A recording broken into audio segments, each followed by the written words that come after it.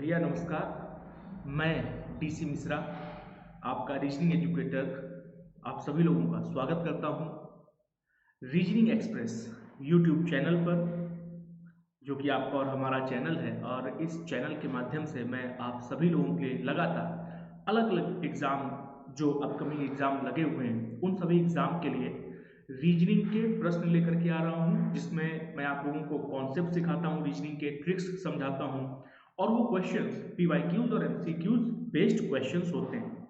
तो उसी कड़ी में आरओ की परीक्षा के लिए बहुत कम समय रह गया है। 11 फरवरी को आरओ की परीक्षा होनी है और आज 21 जनवरी हो चुकी है। तो आज से अगर हम लेकर के आगे बढ़ते हैं तो आज का दिन इंक्लूड करते हुए 11 दिन इधर और 11 दिन उधर, 11वें दिन तो पेपर ही होगा, 10 दिन मान कर चले तो कुल जमा 21 दिन आपके पास होते हैं। 21 अंक बड़ा शुभ होता है। हमारे सनातन धर्म में 21 अंक, 11, 21, 51 इसको शुभ अंक माने गए हैं। तो 21 दिन का समय बचा है आप लोगों के पास में। इन 21 दिनों में आप सभी लोगों के लिए प्रतिदिन एक क्लास होगी, जिसमें मैं आप लोगों को आरओ के क्वेश्चंस कराऊंगा। आरओ के एग्जाम में, प्रीलिम्स के एग्जाम में, जीएस पेपर 1 में रीजनिंग के 10 से लेकर के 15 क्वेश्चन तक आपसे पूछे जाते हैं। कभी 10, कभी 11, कभी 12, कभी 13, कभी 14, कभी 15, मैक्सिमम 15 तक क्वेश्चन पूछा जाएगा और मिनिमम 10 क्वेश्चन तो आपसे पूछा ही पूछा जाएगा। तो ये जो 10 से 15 क्वेश्चंस होते हैं बच्चा, जीएस पेपर 1 में, जीएस पेपर 2 तो हिंदी है और हिंदी के लिए आप जानते हैं अमर सर के अलावा और कोई है ही नहीं, पूरे भारत में कोई नहीं है उससे बेहतर, ये समझ लीजिए, ठीक है। और जीएस पेपर 1 में 140 क्वेश्चन जो आते हैं, उसमें से ये 10-12 क्वेश्चन जो रीजनिंग के होते हैं ना, जिनको आप लोग नेग्लेक्ट कर देते हैं, ये बहुत खेल कर जाते हैं बच्चा आपके साथ में। कैसे खेल कर जाते हैं? देखिए, जीएस आप कितनी भी पढ़ लें, जीएस में हमेशा संशय रहता है, संदेह रहता है। क्वेश्चंस जितना आप सोच करके गए हैं, उतने क्वेश्चंस आप अटेम्प्ट कर पाएंगे एक्यूरेसी के साथ कि नहीं कर पाएंगे। अब अगर एग्जाम के टाइम पर उसमें क्या होता है बच्चा, एग्जाम के टाइम पर अगर जीएस के क्वेश्चन ऊपर नीचे हो गए तो वहीं आपका बीपी हाई हो जाता है। अब करें तो क्या करें, सिलेक्शन दूर होता नजर आ रहा है, प्रीलिम्स क्लियर होता नजर नहीं आ रहा। ऐसे समय में बच्चा ये जो रीजनिंग के 10 से 12 क्वेश्चन या 15 क्वेश्चन आपसे पूछे जाते हैं ना, ये क्या करते हैं, ये आपको संजीवनी प्रदान करते हैं आपके प्रीलिम्स के एग्जाम के लिए। कैसे संजीवनी प्रदान करते हैं? ठीक, मान करके चलिए कि आप 80 क्वेश्चन का टारगेट करके गए थे कि हमको जीएस पेपर 1 में 80 क्वेश्चन जीएस के अटेम्प्ट करने हैं एक्यूरेसी के साथ, पर हुए कितने? 65 क्वेश्चन, 70 क्वेश्चन। अब आप अपने टारगेट से 10 क्वेश्चन पीछे रह गए हैं, और अगर 10 क्वेश्चन पीछे रह गए हैं तो आखिरकार कैसे सॉल्व करेंगे उन 10 क्वेश्चन को, कैसे अपने टारगेट को पूरा करेंगे? बस वहां पर क्या, रीजनिंग आपकी मदद करती है।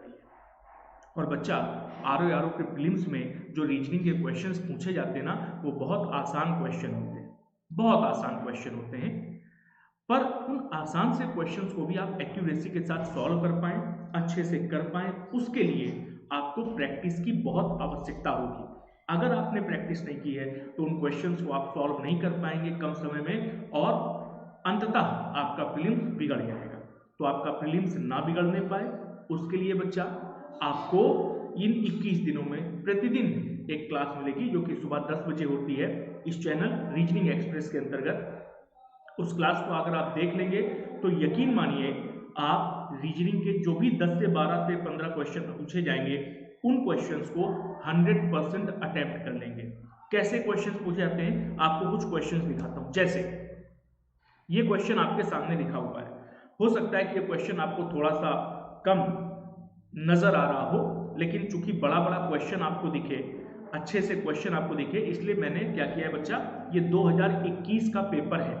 2021 में जो आरओ का प्रीलिम्स हुआ था, ये उसका एग्जाम का पेपर है बच्चा। सेट ए का क्वेश्चन लिखेंगे तो क्वेश्चन नंबर 128 से लेकर के 140 तक आपसे उन्होंने रीजनिंग के 13 सवाल इस पर्टिकुलर क्वेश्चन में, इस पर्टिकुलर सेट में पूछे हैं। और ये जो क्वेश्चन पूछा है, अब क्या कह क्या रहा है क्वेश्चन में, कहता है निम्नलिखित समूह में से कौन सा एक अलग है। उसने आपको 4 ऑप्शन दे दिए, टोक्यो, लंदन, न्यूयॉर्क और बीजिंग। कह रहा है बताइए इनमें से अलग कौन सा है।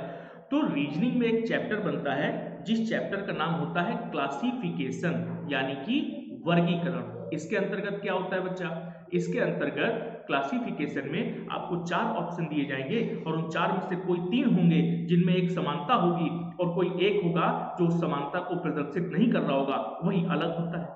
अब यहां पर कैसे होगा, तो ये जो क्वेश्चन है बच्चा, ये आपका कैसा कॉमन सेंस का या जनरल नॉलेज का क्वेश्चन है कि टोक्यो, लंदन, न्यूयॉर्क और बीजिंग में क्या समानता हो सकती है। तो बच्चा टोक्यो क्या है, जापान की राजधानी है, कैपिटल है, लंदन भी कैपिटल है, बीजिंग भी कैपिटल है, लेकिन क्या न्यूयॉर्क कैपिटल है क्या, क्या न्यूयॉर्क कैपिटल है, नहीं, न्यूयॉर्क कैपिटल नहीं है।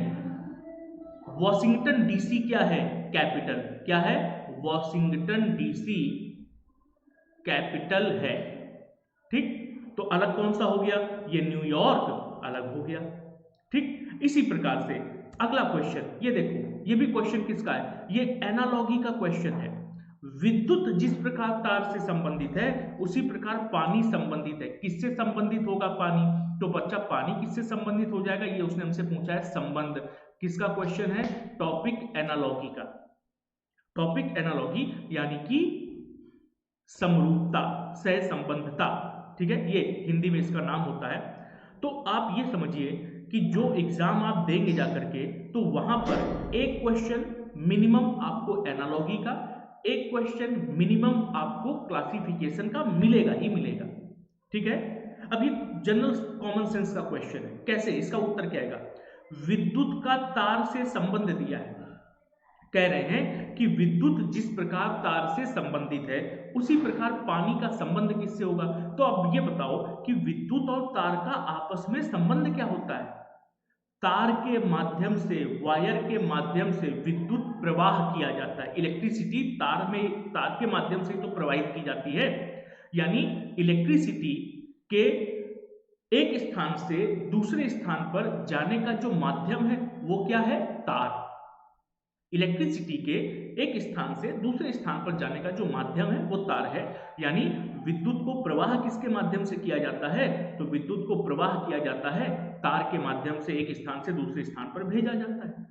उसी प्रकार से यदि पानी को एक स्थान से दूसरे स्थान पर भेजना है तो कैसे भेजेंगे, पानी को एक स्थान से दूसरे स्थान पर भेजना है तो कैसे भेजेंगे। जाहिर सी बात है नदी से तो नहीं भेजेंगे, क्योंकि नदी तो स्वचलायमान होती है, वो अपने रास्ते खुद बनाते हुए चलती है। यहां पर हमको विद्युत और तार के प्रवाह के संबंध में पानी के प्रवाह का संबंध बताना है कि पानी को एक स्थान से दूसरे स्थान पर कैसे भेजेंगे। अब आप कहेंगे सर जग से भेज देंगे, अरे एक कमरे से उठा करके दूसरे कमरे में पानी का प्रवाह नहीं रखना है या पानी नहीं भेजना है, ठीक है, तो जग से या बोतल से नहीं रखेंगे। पानी को कैसे एक स्थान से दूसरे स्थान पर भेजा जाता है, तो बच्चा पाइप के माध्यम से पानी को एक स्थान से दूसरे स्थान पर भेजते हैं कि नहीं भेजते, हाँ या नहीं। पानी को पाइप के माध्यम से एक स्थान से दूसरे स्थान पर भेजते हैं। जैसे कानपुर में बैराज बना हुआ है गंगा नदी पर, वहां पर क्या करते हैं, गंगा नदी से पानी लेते हैं और गंगा नदी के पानी को शोधित करके उसमें क्लोरीन और ब्लीच ये सारी चीजें मिला करके उसको अलग अलग क्षेत्रों में पाइप के माध्यम से प्रवाहित किया जाता है। तो पानी के प्रवाह के लिए किसका प्रयोग करते हैं, पाइप का प्रयोग करते हैं। दो क्वेश्चन एनालॉजी और क्लासिफिकेशन निश्चित तौर पर आपके एग्जाम में आएगा। एक क्वेश्चन ऐसे ही आपके एग्जाम में कोडिंग डिकोडिंग से जरूर पूछा जाएगा। क्या क्वेश्चन दिया गया है, कहता है कि एक गुप्त कोड संदेश में होटल को 300 के रूप में लिखा गया है, तो उसी गुप्त कोड में बोर को कैसे लिखा जाएगा। अब ये जिस भी बच्चे ने ये एग्जाम दिया था उसने आंसर 40 दिया जो कि गलत है।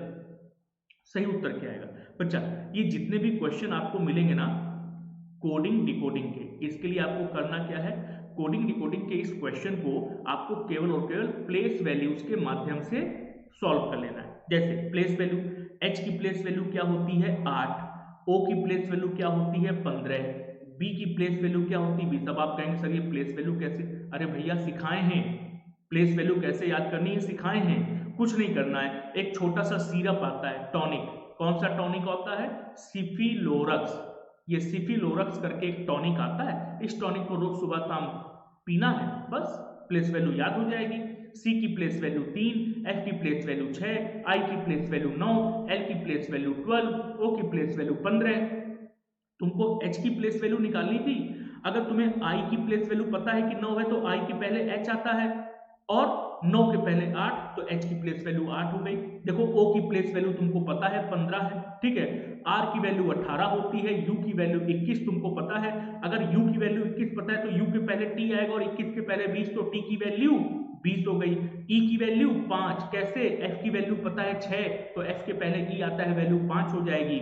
एल की वैल्यू कितनी हो गई? 12 हो गई ना बच्चा प्लेस वैल्यू पूरी, ठीक।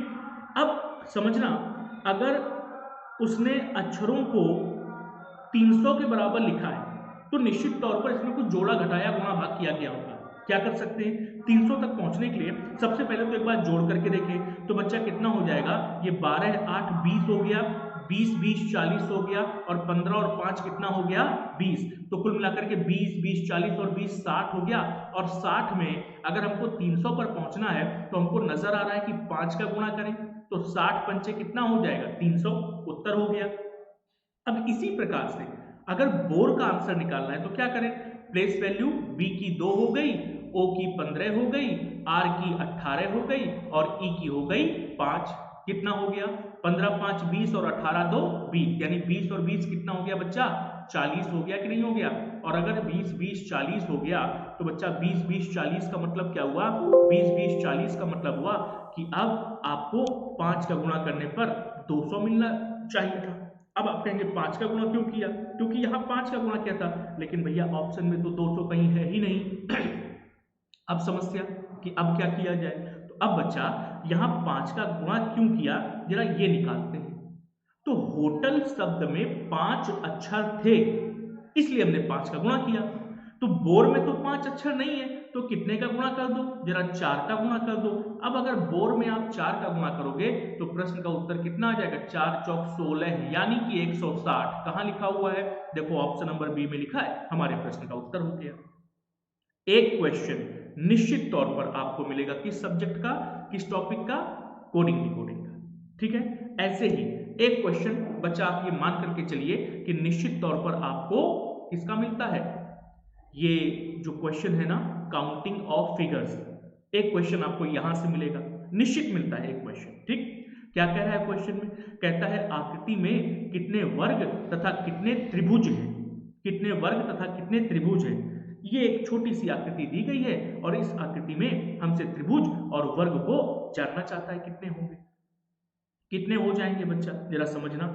अब आपको मैंने बताया है कि इस तरह का अगर कोई बॉक्स आपको दिया हो और इस बॉक्स में आपको ट्रायंगल काउंट करने हो तो क्या करो? गिनती कर लो, 1 2 3 और 4, और जो अंतिम गिनती आए उसको 2 से गुणा कर दो, बस उतने ही ट्रायंगल होंगे।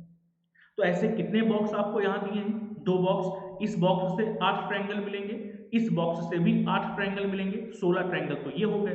अब जब इन दोनों बॉक्स को मर्ज किया जाएगा, बच्चा मैनुअल काउंटिंग करनी पड़ेगी, ठीक। अब जब इन दोनों बॉक्स को मर्ज किया जाएगा तो मर्ज करने पर जरा ध्यान से देखोगे तो एक ये ट्रायंगल मिलता हुआ नजर आएगा कि नहीं नजर आएगा? ये देखो, तो 8 प्लस 8 और प्लस 1 हो गया, ठीक। वैसे ही एक ये भी तो सिमिलर ट्रायंगल मिलता हुआ नजर आएगा कि नहीं नजर आएगा? जरा ये देखो, तो प्लस का 1 और हो गया कि नहीं हो गया? तो 8 8 16 और 2 कितने हो गए? 18। कितने ट्रायंगल मिले? 18। 18 का केवल एक ही ऑप्शन आपके पास दिया गया है, कौन सा? ऑप्शन नंबर डी, यही आपके प्रश्न का उत्तर हो गया, ठीक। अगर स्क्वायर हम अलग से काउंट करना चाहते हैं तो बच्चा एक स्क्वायर हमको ये मिलेगा, एक स्क्वायर हमको ये बगल में मिल जाएगा, और एक स्क्वायर ये जो बीच में बना हुआ है ये भी क्या है? स्क्वायर। तो 3 स्क्वायर। ऑप्शन नंबर डी इसका उत्तर हो गया। एक क्वेश्चन आपको मिलेगा ही मिलेगा बच्चा इसको, ठीक है। ऐसे ही ये एक टॉपिक है, इस टॉपिक को क्या बोलते हैं बच्चा? मिसिंग टर्म को फाइंड आउट करना। क्या है? Finding missing term. आप ये समझ लीजिए, अगर पीछे के क्वेश्चंस आप उठा करके देखेंगे आरो यारो के, तो इस पर्टिकुलर टॉपिक मिसिंग टर्म से उन्होंने हर बार 2 क्वेश्चन पूछे। कितने क्वेश्चन पूछे? इस चैप्टर से 2 क्वेश्चन पूछे। ये जो चैप्टर होता है मिसिंग टर्म का, ये हिट एंड ट्राई का क्वेश्चन होता है। मतलब आपने कंडीशंस को देखा और कंडीशंस को देख करके ये पता लगाने का प्रयास किया कि आखिरकार लॉजिक क्या लग रहा है, उसी लॉजिक के आधार पर क्वेश्चन मार्क के स्थान पर क्या आएगा ये आपको बताना है। ठीक, हिट एंड ट्राई का होता है चूंकि, इसलिए बच्चा कई बार आसान सा क्वेश्चन होता है उसका भी लॉजिक पता नहीं चल पाता और कई बार अच्छे क्वेश्चन का लॉजिक तुरंत दिमाग में चल जाता है। ठीक, तो इस क्वेश्चन को लेकर के बहुत अधिक परेशान आपको नहीं होना है।